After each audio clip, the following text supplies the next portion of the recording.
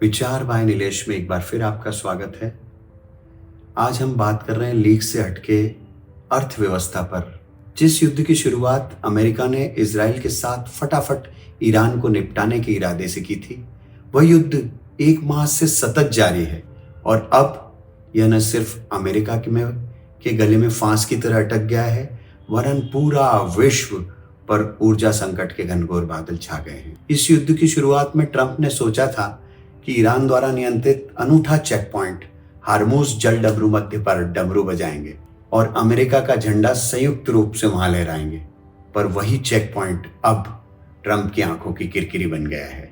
इस युद्ध के पूर्व जहां इस चेक पॉइंट पर 130 जहाज, अमूमन 130 जहाज तेल, गैस, फर्टिलाइजर, खाद्य सामग्री और अन्य सामान लेकर निकलते थे, अब वह संख्या 5 या 6 रह गई है।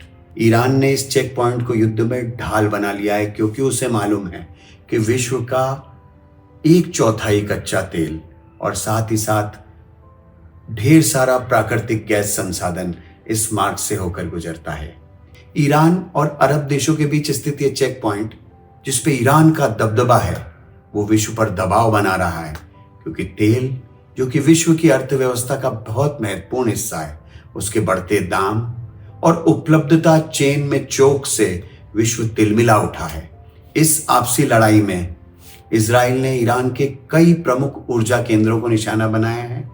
वहीं ईरान ने भी कतर और सऊदी अरब की रिफाइनरियों को निशाना बनाया है, जिससे तेल और गैस आपूर्ति प्रभावित है। सामान्य सप्लाई चेन लागू होने में अभी कई महीने लग जाएंगे। कई देशों ने तो इमरजेंसी घोषित कर दी है, ऊर्जा इमरजेंसी। वर्क फ्रॉम होम शुरू हो गए हैं। प्राकृतिक गैस और तेल बचाने के लिए जतन किए जा रहे हैं। भारत की बात करें तो अभी स्थिति चिंताजनक है, लेकिन नियंत्रण में है।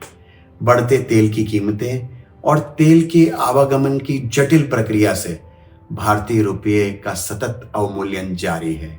इसके फलस्वरूप भारत का व्यापार घाटा बढ़ेगा और शेयर बाजार भी सतत प्रभावित है।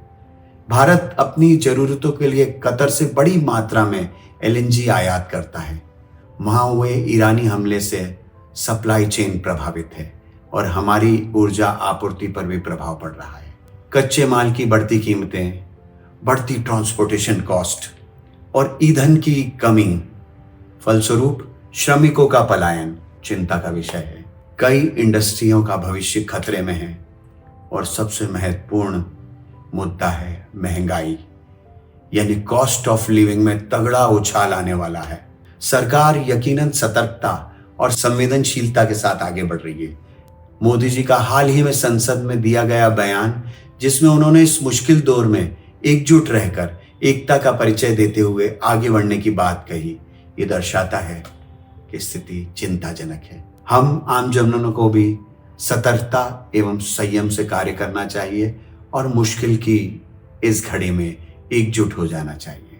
ट्रंप के द्वितीय कार्यकाल का पहला वर्ष जहां टैरिफ के नाम रहा, वहीं दूसरा वर्ष कच्चा तेल, ईरान और हार्मोज जल डमरू मध्य में उलझ गया है। आगे इस युद्ध का क्या परिणाम हो गया और भारत का इस पर क्या असर होगा, आपको कुछ सूझ रहा हो तो कमेंट करके बताएं। वीडियो अच्छा लगा हो तो लाइक करें और चैनल सब्सक्राइब करना ना भूलें। बने रहें मेरे साथ, यानी विचार बाय नीलेश।